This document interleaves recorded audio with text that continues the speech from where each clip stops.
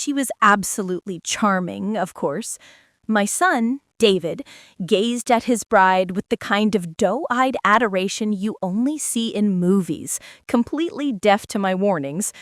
On their wedding day, surrounded by soft pink roses and the cloying scent of gardenias, I felt my family crumbling around me. He was my only child, the center of my world, and he was walking straight into a gilded cage. But when the minister, a kind man with a gentle smile, asked that fateful question, if anyone can show just cause why they may not be lawfully joined together, let them speak now or forever hold their peace, I stood up. The rustle of my dress was like a cannon shot in the silent chapel. In my hands, I held not a gift, but a stack of printouts from a website where this innocent lamb was still very much active, and a string of messages where she boasted to her friends about how she'd finally landed a whale. If you're ready for this journey, make sure you hit that subscribe button and give this a like so you don't miss the updates. And let me know in the comments what city you're watching from. It's always lovely to see where everyone is. Now, let me take you back to the beginning. It started, as these things so often do, on a perfectly lovely Tuesday afternoon. I was in my garden, my hands buried in the good dark earth, coaxing my stubborn hydrangeas to life. That's my sanctuary, my garden. After my husband, John, passed away 5 years ago, it became the one place where I could feel his presence and my own strength all at once. The phone rang, and I wiped my hands on my apron before answering. It was David, my David, and his voice was bubbling with a kind of joy I hadn't heard since he was a little boy who'd gotten a new bicycle for Christmas. "Mom, you have to meet her," he'd said, the words tumbling out of him. "She's incredible. Her name's Amber." I smiled, my heart doing a little flip. David was a good man. A little too serious sometimes, thanks to his job as a financial analyst, but kind and decent through and through. He'd had a rough time after his dad died, throwing himself into his work, and I'd worried about him being lonely. He deserved happiness more than anyone. "Of course, sweetheart. Bring her for dinner. How about Sunday?" That Sunday, I pulled out all the stops. I made John's favorite pot roast, the kind that takes all day and fills the house with a smell so wonderful it could heal a broken heart. I used my good china and polished the silver until it gleamed. I wanted this Amber to see how much David was loved, to understand the family she might be joining. When the doorbell rang, I took a deep breath, smoothed down my dress, and went to answer it. And there she was. Amber was stunning. I can't deny it. She was in her late 20s, maybe 30, with a cascade of blonde hair that looked like it had been spun from sunshine and eyes the color of a summer sky. She was wearing a simple white dress that probably cost more than my first car, and on her arm was a handbag that I recognized from the pages of one of those fancy magazines. But it wasn't her beauty that struck me first. It was her perfection. Not a hair out of place, not a single crease in her dress. She was like a doll taken straight from the box. David was practically glowing beside her, his arm wrapped around his waist protectively. "Mom, this is Amber. Amber, my mom, Eleanor." "It is such a genuine pleasure to meet you, Eleanor," she said, her voice smooth as silk. She reached out and took my hand. Her handshake was firm, but her skin was impossibly soft. "David has told me so much about you, and your home is just exquisite." The compliments rolled off her tongue so easily. She praised the house, the smell of the pot roast, the pictures of a younger David on the mantelpiece. Everything was amazing, gorgeous, perfect. It was all a little too much, a little too polished. My late husband, John, used to have a saying about people like that. All sizzle and no steak, he'd call them. Dinner was interesting. David barely said a word. content to just gaze at Amber as if she were a celestial being, and Amber held court. She told stories about her charity work for an organization I'd never heard of, her travels to exotic locales, her degree in art history from a prestigious university. But when I'd ask gentle, probing questions, who her favorite artist from the Renaissance was, or what specific projects the charity worked on, her answers were vague, glossy, and skillfully redirected the conversation back to something less specific. "Oh, Eleanor, you know so much." She'd laugh, a light tinkling sound. "I just love everything beautiful. It's all so inspiring, isn't it?" I noticed things. Little things. The way her eyes flickered to David's watch, a beautiful Omega he'd inherited from his father. The way she mentioned just offhandedly that her apartment's air conditioner had broken and it was simply unbearable in the summer heat. The very next day, David told me he'd co-signed a lease for her on a new, much nicer apartment downtown. He said it was just a temporary thing to help her out. I felt a cold knot form in the pit of my stomach. A few weeks later, it was a new crisis. Her car, she said, was unreliable, and she felt so unsafe driving it alone at night. Lo and behold, David shows up at my house driving a shiny new Lexus. He told me Amber had been saving up, and he just helped her with a down payment. But I knew my son's finances. He was comfortable, not wealthy. And these investments in Amber were adding up. I tried to talk to him. Of course I did. I sat him down in the living room one afternoon, a cup of tea in my hands for courage. "David," I began gently, "Amber is a lovely girl, but isn't this all moving a little fast?" He immediately got defensive. "Mom, I'm not a kid. I know what I'm doing. I love her, and she loves me." "Sweetheart, I'm sure she does. It's just, it feels like she has a lot of problems that only money can solve." That was the wrong thing to say. His face hardened. "You don't know her. You're being judgmental. She's had a tough life. Is it a crime that I want to help her? That I want to make her feel secure?" Every conversation we had on the subject ended like that.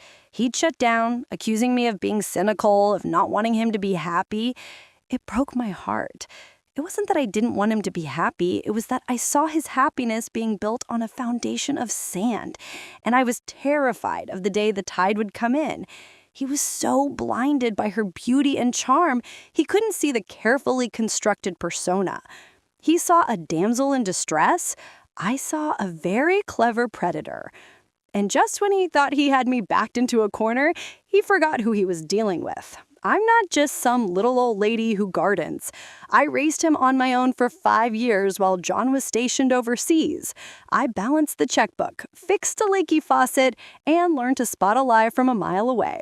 Stick with me because you'll want to see how this plays out. The engagement happened 6 months after they met. It was a whirlwind. One minute they were dating, the next they had a wedding date set for the following spring at the most exclusive country club in the state. My son, my sensible, careful David, had proposed with the ring that must have cost him a full year's salary. Amber had posted a picture of it online, of course. Her hand was perfectly manicured, the diamonds sparkling under professional-looking light. The caption was saccharine sweet. "I said yes to the man of my dreams. I am the luckiest woman in the world. #soulmate forever." Thousands of strangers liked the post. I just stared at it, my blood running cold. I knew then that gentle warnings weren't going to work. He was in too deep. If I was going to save my son, I needed proof. I needed something concrete, something he couldn't explain away with a love-struck excuse. I felt a little shamed, like I was betraying his trust, but a mother's instinct is a powerful thing. It was like an alarm bell ringing in my soul, and I couldn't ignore it any longer. My friend Carol is one of those women who knows her way around a computer.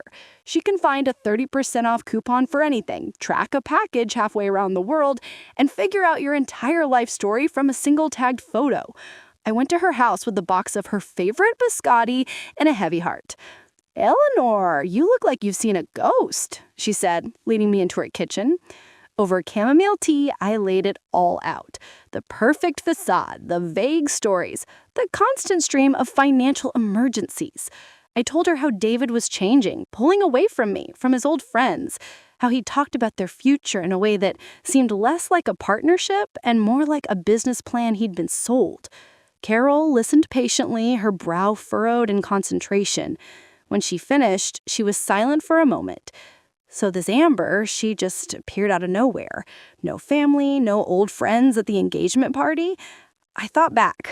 Amber had claimed her parents were retired and living a quiet life on a small island in Greece, and that she was a bit of a lone wolf. All her friends were new, people she'd met since she moved here a year ago. It all sounded so romantic and mysterious when she said it. Now it just sounded suspicious. Okay, Carol said, her fingers already tapping away at her laptop. You said her full name is Amber St. James. That's the name she uses, I replied. Carol started digging. For days, it was one dead end after another. Amber St. James had almost no online footprint before she came to our city. There were no old family photos, no college friends tagging her in embarrassing decade-old pictures. It was like she hadn't existed before last year. Her social media was a curated gallery of perfection, fine dining, charity galas, sunset yoga poses. All of the pictures included David or the expensive gifts that he'd bought her. I was beginning to lose hope, thinking that maybe I was just a crazy, old, jealous woman. Maybe I was the one who was wrong. Then Carol called me, her voice crackling with excitement. Eleanor, you're not going to believe this. I think I found something. It's not much, but it's a thread. She'd found a single obscure comment on an old article about a charity gala in another state from 2 years prior. A woman had asked, "Isn't that Jennifer Miller from Scottsdale?" The comment was attached to a photo of a blonde woman who looked remarkably like Amber, but with darker hair and a harder look in her eyes. The name Jennifer Miller from Scottsdale was the key that unlocked everything. It was like pulling on that one loose thread of a sweater, and with every tug, a new piece unraveled. This Jennifer Miller had a history, a long one. There were court records, small claims mostly, from landlords and credit card companies. There were old social media profiles under different names, all deleted but cached on forgotten corners of the internet. In each one, she was with a different man, always successful, always much older, until David. The pattern was undeniable. She'd move to a new city, reinvent herself, find a wealthy benefactor, bleed him dry with sob stories and financial dramas, and then vanish, only to pop up a few states away with a new name and a new target. David wasn't her soulmate. He was just the next mark on her list. The only difference was that this time, she wasn't just going for his wallet. She was going for his name, his reputation, his future. She was trying to secure a permanent position. The worst part, the part that truly turned my stomach, was a forum I found linked from one of those old profiles. It was a community for women who shared tips on dating up. They called it strategic dating. They talked about men like they were stocks to be invested in. They coached each other on how to act, what to say, what sob stories worked best. And there she was, under a username I can't even repeat, bragging about how her slow and steady approach with a sweet but naive financial guy was about to pay off big time. She wrote about his mother, about me. She called me an old dragon, but said it was fine because once the ring was on her finger, the old bat would be out in the cold. Reading those words, it was like being stabbed in the heart. This wasn't just a gold digger. This was a cruel, calculating woman who was planning to isolate and destroy my son and discard me like a piece of trash. And he was about to marry her. The wedding was in 3 weeks. I printed out everything, every post, every court document, every single venomous word. My hands were shaking, but my mind was perfectly clear. I wasn't going to let this happen. With the sheaf of papers clutched in my hand, I felt like I was holding a lit stick of dynamite. My first, most primal instinct was to race over to David's apartment and slap them down on his coffee table, to save him, immediately. I didn't even call first. I drove the 15 miles to his place with my heart hammering against my ribs, rehearsing what I would say. I'd be calm, I'd be rational. I'd present the evidence as if I were a lawyer in a courtroom, letting the facts speak for themselves. He was surprised to see me, of course. He and Amber were on the couch, surrounded by swatches of fabric and wedding magazines. "Mom, what's wrong? You look pale." Amber stood up, gliding toward me with a look of practiced concern on her beautiful face. "Eleanor, are you all right? Can I get you some water?" "No," I said, my voice flatter than I intended. I held up the papers. "I need to speak with my son, alone." The smile on Amber's face didn't so much disappear as it froze. It was a fascinating, terrifying thing to watch. The warmth evaporated from her eyes, replaced with something cold and calculating. She looked at the papers in my hand, then at David, and then she put on the most heartbreakingly wounded expression I have ever seen. "Of course," she whispered, her voice trembling just so. I'll be in the bedroom." She squeezed David's arm, a silent signal, and then drifted out of the room. The moment she was gone, David's expression shifted from confusion to anger. "Mom, what is this? You can't just come in here and treat her like that. She's my fiancé." "She's a fraud, David." I laid the papers on the table between us. "Please, just look. Just read this." I watched his face as he picked up the first page. It was a printout of one of the old profiles under the name Jennifer Miller next to a man who could have been his grandfather. He scoffed. "So what? People look alike. This is ridiculous." "Keep reading," I urged him, my voice starting to shake. He flipped through the court records, the dismissive look on his face unwavering. "A few unpaid bills from years ago? Who hasn't had money trouble? You're reaching, Mom." But then he got to the forum posts, the ones where she talked about him, where she called me an old dragon. I saw his knuckles turn white as he gripped the pages. I saw a flicker of doubt, of horror in his eyes. For a single, solitary second, I thought the spell was broken. I thought I had reached my son. He dropped the papers on the table as if they were contaminated. He wouldn't look at me.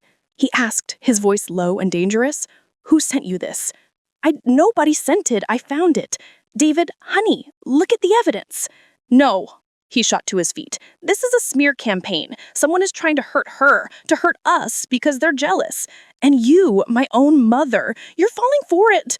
Just then, Amber reappeared in the doorway. Her eyes were red-rimmed and a single perfect tear was tracing a path down her cheek. "David, it's okay. I should have told you everything." She had turned my own son against me with a few crocodile tears. He rushed to her side, wrapping her in his arms as she buried her face in his chest, her shoulders shaking with manufactured sobs. I was the monster. But they underestimated me. They thought I would crawl away and cry. They had no idea I was just getting started. Amber, through her sobs, wove the most incredible tale. The man in the old photo? A wealthy family friend who became obsessed with her. A stalker who made her life a living hell when she spurned his advances. The different names? Aliases she was forced to use to escape him. The court records for unpaid bills? Fabrications he planted to ruin her credit and make her dependent on him. The forum posts? He had hired someone, a tech expert, to impersonate her and write those horrible things to isolate her from anyone who might love her. I was so ashamed, she choked out, looking at me with those big, tear-filled blue eyes. I just wanted a fresh start, a life with you, David. I never thought my past would come back to haunt me like this, and that your own mother would be the one to use it against me. It was brilliant, a work of absolute genius. It explained away everything while painting her as the ultimate victim. It was so outlandish, so dramatic that it had to be true, right? Real life is rarely that neat. David held her tighter, glaring at me over her head. "Do you see, Mom? Do you see what you've done? She's been living in fear and you just dragged her trauma out for everyone to see. I think you should go." I was speechless. There were no words. I had laid the truth at his feet and he had chosen the lie. He had chosen her. I picked up my papers from the table, my hands steady now. The panic and desperation were gone, replaced by a cold, hard certainty. I looked at my only son, his face a mask of disappointment and anger directed at me, and I looked at the woman clinging to him, a picture of false fragility. "You're right, David. I should go." I walked out of that apartment and didn't look back. I got into my car and sat there for a long time, the silence ringing in my ears. I hadn't just failed, I had made things worse. I had handed Amber the ammunition she needed to cement my position as the enemy. Now she would never let him out of her sight. Any attempt I made to contact him would be framed as harassment, as me continuing the stalker's work. I was completely locked out. The next few weeks were the longest of my life. I received a stiff, formal email from David saying that he and Amber were deeply hurt by my actions, but that in the spirit of family, they would still welcome me at the wedding. They hoped I would use the occasion to reflect and apologize to Amber. The arrogance of it was breathtaking. I replied with a simple, "I'll be there." I didn't try to call or see him. I knew it would be useless. Instead, I called Carol. "So, the frontal assault failed. It's time for guerrilla warfare, Eleanor." "What does that mean?" I asked, sinking into a kitchen chair. "It means you can't fight her on his turf. In that apartment, she controls the narrative. You tried to appeal to his logic, but he's not thinking logically. He's thinking with his heart, and she has his heart in a vice grip. You need a new venue, a public one where the truth will have the most impact." We both knew what that meant. The wedding. "Carol, if I do that, I might lose him forever," I whispered. The thought was a physical pain. "You've already lost him, honey," she said, her voice gentle but firm. "You're right now just watching him circle the drain. If you do this, you might give him a chance to swim back to shore. It's a terrible choice, but it's the only one she's left you." So we planned. Carol, my brilliant friend, started digging again, this time with a new purpose. If Amber, Jennifer, had done this before, there had to be other victims. Not just jilted boyfriends, but men she had actually taken to the cleaners. We needed to find one. We needed another voice besides mine. Using the name from that old court document, Carol tracked down the elderly man from the photograph. His name was Arthur Kensington, a retired CEO from Phoenix. After some very clever online sleuthing, Carol found a recent interview with his son in a local business journal. On a wing and a prayer, I wrote a letter. Not an email that could be deleted, but a physical letter sent by registered mail to the son's office. I didn't know if he would even read it. I told him who I was, what was happening to my son, and I enclosed a copy of the forum posts and a photo of David and Amber. I simply asked if his father had known a woman named Jennifer Miller or Amber St. James, and if he'd be willing to speak with a very worried mother. For a week, there was nothing. The wedding invitations, thick, cream-colored cardstock with gold calligraphy, sat on my counter like a threat. I'd RSVP'd for one. I'd gone and bought a dress, a conservative, elegant navy blue laced number. The mother of the groom dress. Every step felt like a betrayal, an act of hypocrisy. Then, one evening, my phone rang. The number was from an Arizona area code. My hand trembled as I answered. It was Arthur Kensington's son, Robert. His voice was weary. "Mrs. Davidson, I received your letter. I want to tell you about what that woman, Jennifer Miller, did to my family." He told me a story that was chillingly familiar.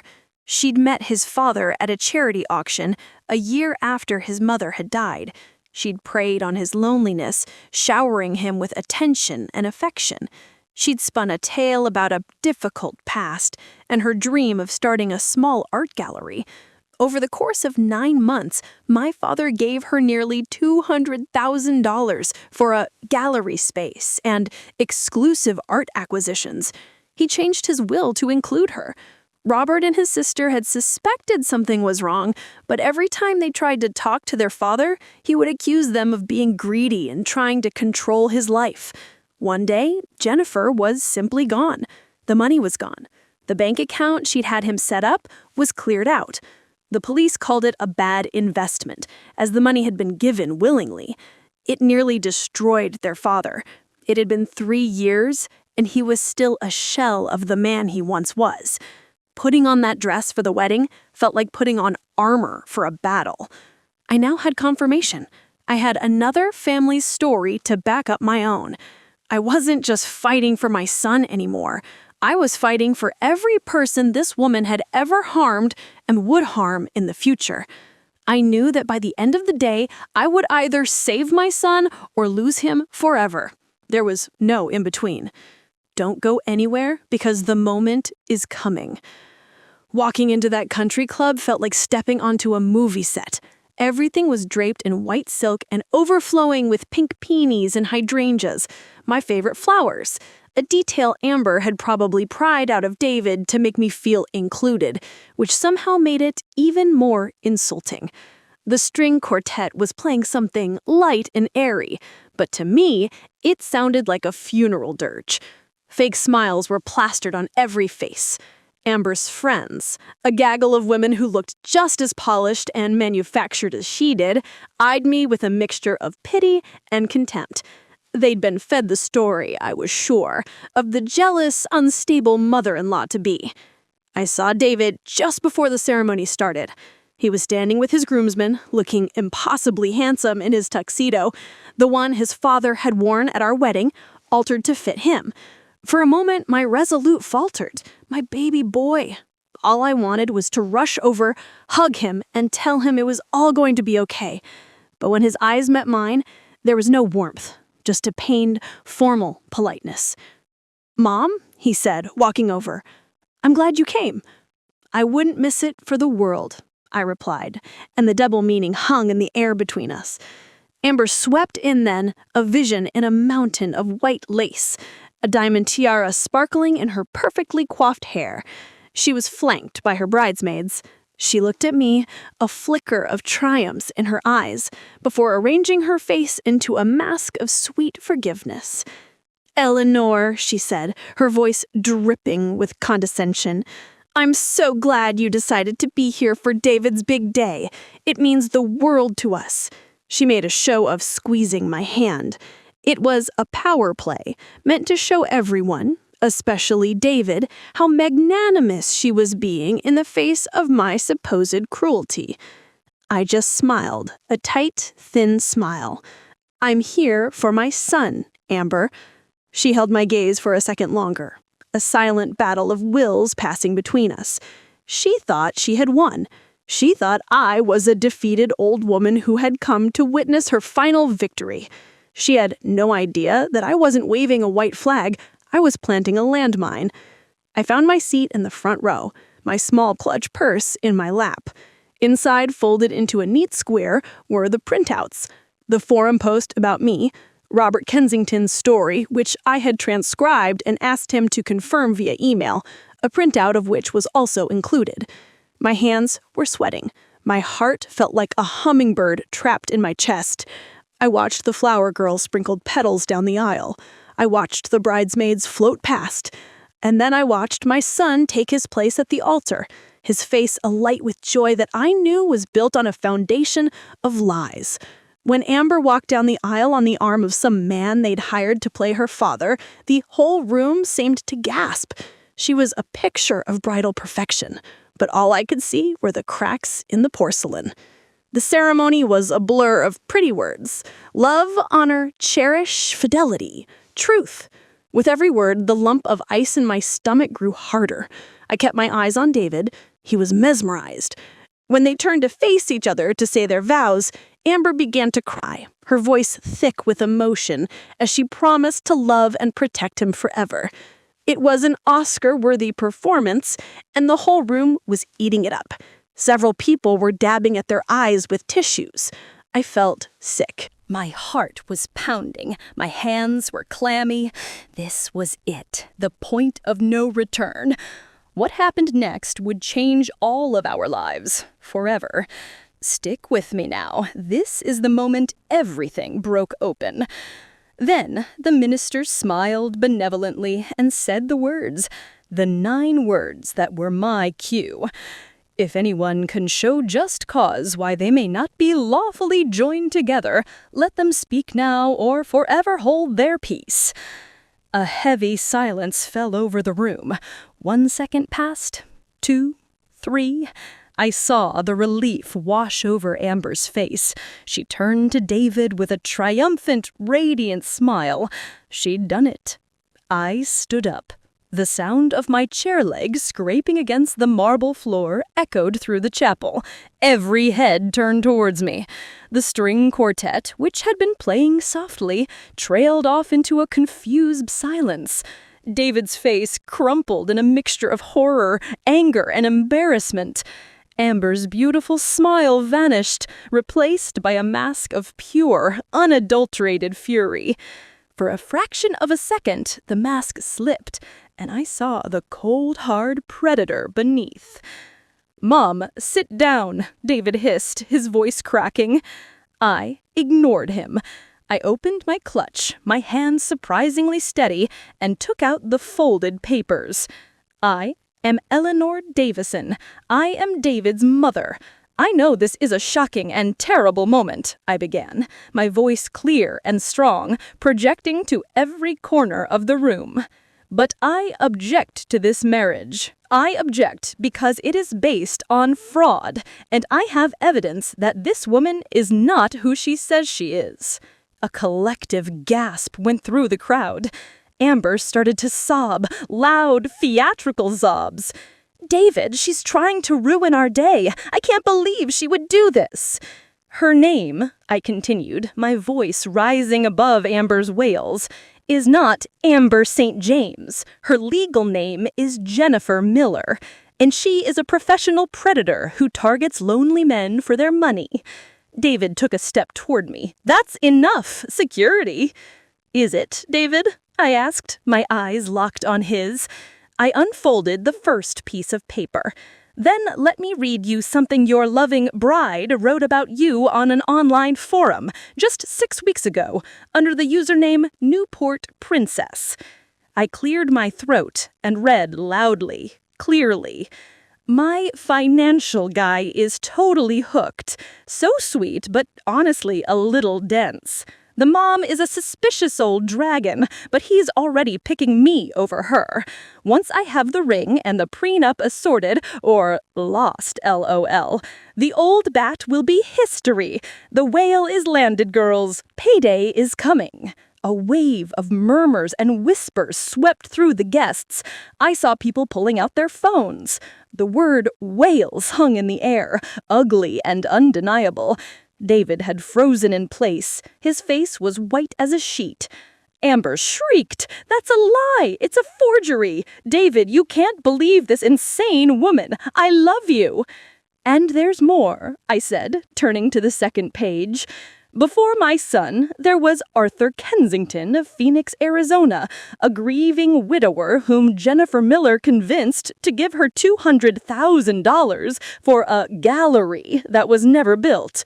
Before him, there were others. This is her pattern. She finds a good, trusting man, bleeds him of his assets and his dignity, and then she disappears." I looked at Amber, who was now clinging to David, pretending to be on the verge of collapse. "Isn't that right, Jennifer?" For the first time, her act faltered. The tears stopped. Her eyes narrowed into slits, filled with pure hatred. David looked from my face, resolute and pained, to her face, which was momentarily contorted with rage, before she remembered to look heartbroken again. He looked at the paper in my hand. He looked out at the 200 guests who were staring at them, their mouths hanging open. The spell was breaking. I could see it. Not because he believed me, not yet, but because for the first time he saw a crack in her perfect story. A tiny seed of doubt had been planted right there, at the altar, in front of God and everyone. The perfect wedding, the perfect bride, the perfect future. It was all disintegrating into chaos right before his eyes. He stood there trapped between the woman he loved and the mother he'd always trusted. His whole world threatening to come crashing down around him. David's eyes, which a moment before had been filled with love for his bride, were now just blank, filled with a horrified confusion. He was a man drowning in plain sight, and Amber was the anchor pulling him under. She saw his hesitation and redoubled her efforts, turning her frantic, tear-stained face to him. "David, darling, look at me," she pleaded, clutching his arms. "This is our wedding day. Don't let her do this to us. She's a bitter, lonely old woman, and she can't stand to see you happy with someone else. Tell her to sit down. Tell everyone she's lying." Her voice was rising, becoming shrill. The mask of the gentle victim was beginning to crack under the strain. For the first time, some of the guests started to shift uncomfortably. A woman in the second row whispered something to her husband, her eyes wide. "Is she lying, David?" I asked, my voice still quiet and calm. All these accusations? Very serious, easy to disprove if they're not true. I took a step forward, holding out the papers. I have more.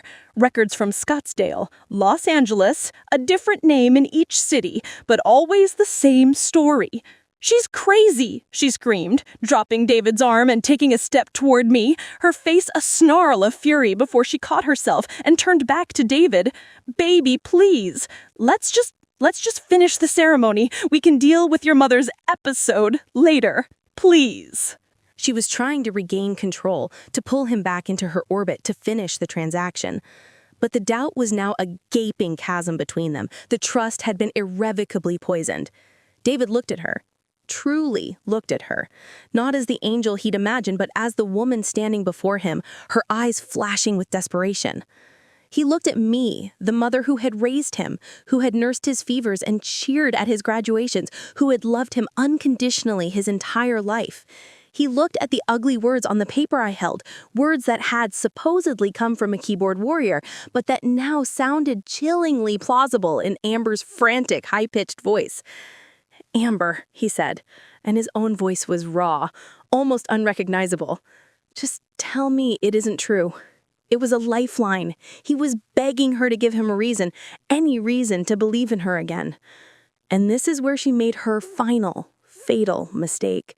Instead of trying to be convincing, instead of calmly denying it, she went on the attack.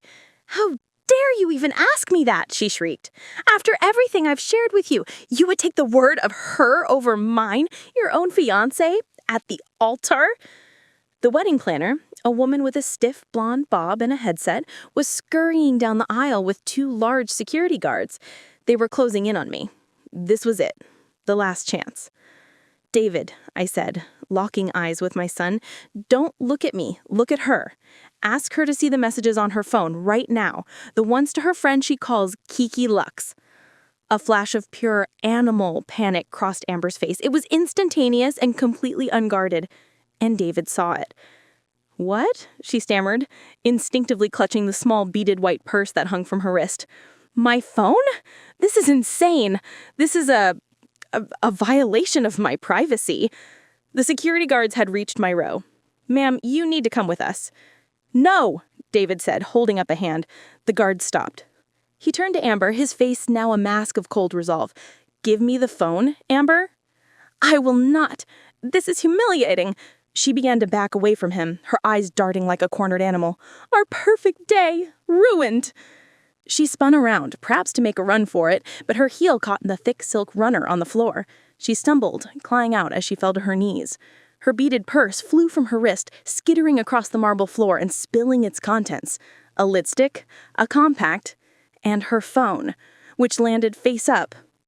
As if on cue, the screen lit up with an incoming message notification, and everyone in the front 2 rows could read it. It was from Kiki Lux. The preview text on the lock screen was bright, clear, and absolutely damning. It said, "Did the dragon object? Ignore her. Just get that ring on your finger and get him to sign the new house papers Monday. We're so close." Silence. A complete, total, soul-crushing silence descended upon the chapel. You could have heard a peony petal drop. The minister, bless his heart, just slowly closed his Bible. David walked over, not even bothering to help Amber up. He bent down and picked up the phone. He stared at the screen for a long, agonizing moment. His shoulders slumped.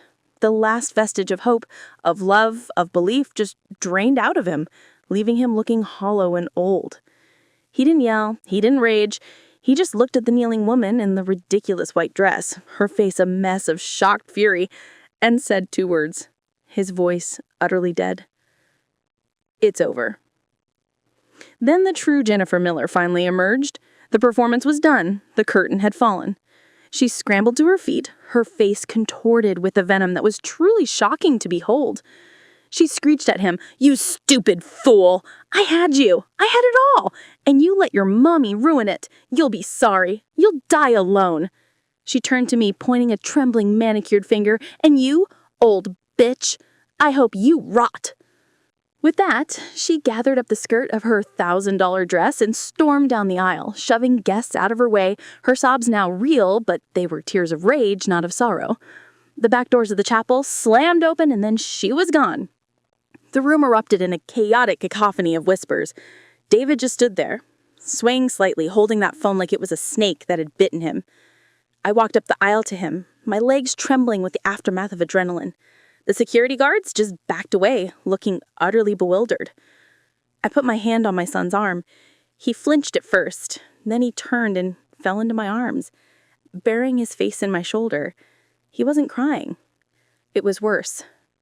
It was the dry, silent shudder of a man whose world had been completely shattered. He whispered into my shoulder, "I'm so sorry, Mom. You were right. You were right about everything. I know, baby. I know I've got you." It's been a year since the wedding that wasn't. The fallout was immense, of course. It was the talk of the town for months. But the chaos was a cleansing fire. After the initial humiliation, something amazing happened. Robert Kensington reached out. Empowered by our story, he convinced his father to file a civil suit against Jennifer Miller for fraud. This was picked up by a local news station in Phoenix, which led to another family in California coming forward, and then another woman in Texas whose father had lost his retirement savings to a charming art consultant named Jenna Miller. A class action lawsuit is now underway. Her picture has been all over the internet, not as a beautiful bride, but in a series of grim mugshot-like photos from her past. Her days of scamming good-hearted men are over. She can no longer operate in the shadows. David and I, we had to heal. It was a long road. He was heartbroken, not for the loss of her, but over his own blindness. He felt foolish and ashamed. We went to counseling together, and it was the best thing we could have ever done. We talked. We really talked. For the first time in years, he understands now that I wasn't trying to control his life. I was trying to save it. And I understand that he needed to make his own mistakes to truly learn. Our bond, once stretched to the breaking point, is now stronger than ever. He's doing well. He's more cautious now, more discerning, but he hasn't let her turn him bitter. He's still my kind, good-hearted son. I'm out in my garden. The hydrangeas are in full bloom this year, big and beautiful and unapologetically blue. David is coming over for dinner tonight. No special occasion. It's just Sunday. He's bringing the dessert. As I snip a few blooms to put on the table, I think about what it means to be a mother. It means planting seeds of love and tending to them. But sometimes it means taking up a spade and digging out the weeds that threaten to choke the life out of everything you hold dear. I didn't want to be a dragon, but I would burn the world down for my son. Thank you all for coming on this journey with me. It's meant so much to share my story. Now, I want to ask you, what would you do in my place? Let me know in the comments below. So, another story of my grandmother has end, and be clicking here, you will have when more such stories.